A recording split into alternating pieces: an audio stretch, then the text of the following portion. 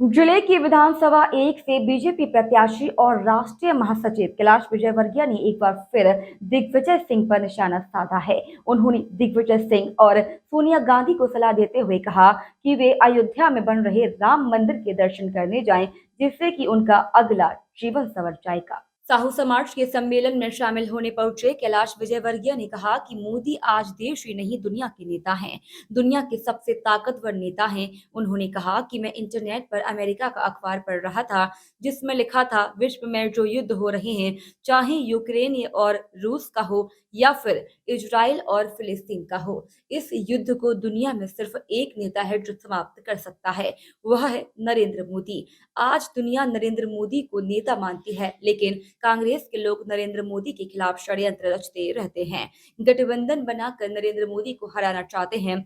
नरेंद्र मोदी यदि देश के प्रधानमंत्री नहीं होते तो राम मंदिर भी नहीं बन पाता। हम बोलते थे राम लला हम आएंगे, मंदिर वही बनवाएंगे। दिग्विजय सिंह बोलते थे तारीख नहीं बताएंगे, अब तो तारीख भी बता दी। दिग्विजय सिंह तुम्हारे नेता कपिल सिब्बल ने कोर्ट में कहा था कि राम काल्पनिक है, राम नाम का व्यक्ति हुआ ही नहीं। रामचरितमानस उपन्यास है। दिग्विजय सिंह और सोनिया गांधी सुन लो, राम जी बहुत दयालु हैं। राम जी की शरण में जो चला जाता है उसे वह माफ कर देते हैं, और जनवरी में राम मंदिर की प्राण प्रतिष्ठा हो रही है।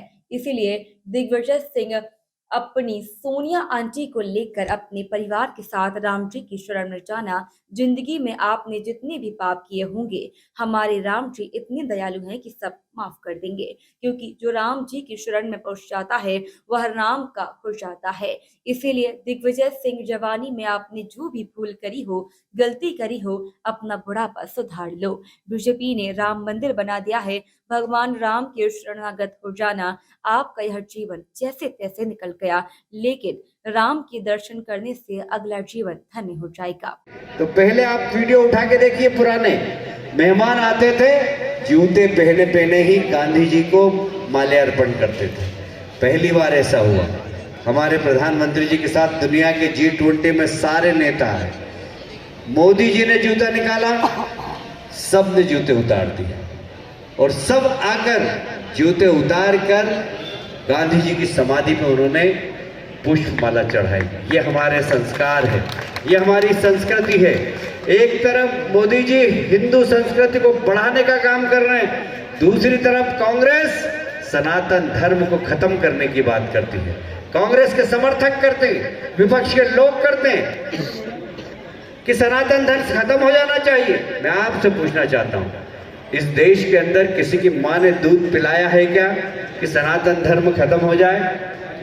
चिंता मत करो साहू जी, आप 2 मिनट 4 मिनट बोलो, मेरे पास घड़ी है। जब 10 बज जाएगी तो मैं खत्म कर दूंगा अपने आप, मुझे मालूम है। बहुत टाइम है, अभी 6 मिनट। क्या इस देश के अंदर कोई सनातन धर्म खत्म कर सकता है? किसी की मां ने दूध पिलाया है? हम सौभाग्यशाली हैं कि हम मोदी जी के युग में रह रहे हैं। हमारे पूर्वजों ने मंदिरों को टूटते हुए देखा कि नहीं देखा? सोमनाथ मंदिर को तोड़ा 17 बार और लूटा। राम जन्मभूमि के मंदिर को तोड़ा, कृष्ण जन्म मंदिर को तोड़ा। 1000 से ज्यादा मंदिर तोड़े गए देश भर में। पर हम उस युग में जी रहे हैं मोदी जी के नेतृत्व में, जहां हमारे पूर्वजों ने मंदिर टूटते हुए देखे, हम मंदिर बनते हुए देख रहे हैं। ऐसे सौभाग्यशाली लोग। और इसलिए अब तय करना है। मैं आपसे पूछना चाहता हूं, यदि मोदी जी देश के प्रधानमंत्री नहीं होते तो क्या राम मंदिर बन सकता था? क्या बन सकता था? क्या? अरे मंदिर के लिए कितने आंदोलन किए, कितनी कार सेवा की, कितने लोगों ने बलिदान दिया, पर बिना बलिदान के न्यायालय को सही कागज सरकार ने प्रस्तुत किए, न्यायालय ने राम मंदिर के पक्ष में फैसला दिया, और आज शान से दुनिया का सबसे बड़ा राम मंदिर बनाने का काम आज मोदी जी के नेतृत्व में उत्तर प्रदेश में हो रहा है। हम बोलते थे राम लला हम आएंगे, मंदिर वहीं बनाएंगे। दिग्विजय सिंह जी कहते थे तारीख नहीं बताएंगे। अरे भैया, अब तो तारीख भी बता दी दिग्विजय सिंह जी। तुम्हारे वकील कपिल सिब्बल ने कांग्रेस के नेता ने कोर्ट में कहा कि राम काल्पनिक व्यक्ति है, राम नाम का व्यक्ति हुआ ही नहीं, रामचरितमानस उपन्यास है। मैं आपसे पूछना चाहता हूं, क्या भगवान राम काल्पनिक व्यक्ति हैं? हमारी भगवान राम के प्रति श्रद्धा है कि नहीं बताइए? हमारी हनुमान जी के प्रति श्रद्धा है कि नहीं बताइए? जोर से बोलिए जय जय श्री राम। राम हमारे आराध्य है, हनुमान हमारे आराध्य हैं। रामचरितमानस हमारे समाज को मार्गदर्शन देती है कि पिता कैसा होना चाहिए, पुत्र कैसा होना चाहिए, भाभी कैसे होना चाहिए। ये पूरे सामाजिक परिवेश को मार्गदर्शन देने का काम रामचरितमानस करती है, जो कि मर्यादा का पाठ पढ़ाती है। वो रामचरितमानस को बोलते हैं उपन्यास है। अरे भाई दिग्विजय सिंह जी और सोनिया जी सुन लो, राम जी बहुत दयालु हैं, राम जी करुणा निधान है, राम जी की शरण में जो चले जाता है उसको माफ कर देते हैं। और इसलिए जनवरी में राम मंदिर की प्राण प्रतिष्ठा हो रही है। दिग्विजय सिंह जी, आप अपनी सोनिया आंटी को लेकर अपने परिवार के साथ जाना वहां पर राम जी की शरण में।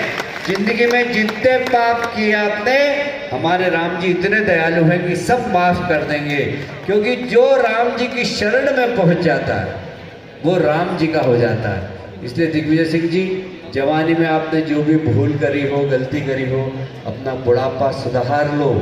भारतीय जनता पार्टी ने राम मंदिर बना दिया है, अपनी सोनिया आंटी को भी ले जाओ और भगवान राम के शरणागत कर देना। तुम्हारा ये जीवन तो जैसा निकला निकला, पर अगला जीवन भी धन्य हो जाएगा, ये हम दावे से कहते हैं। मैं आपको सिर्फ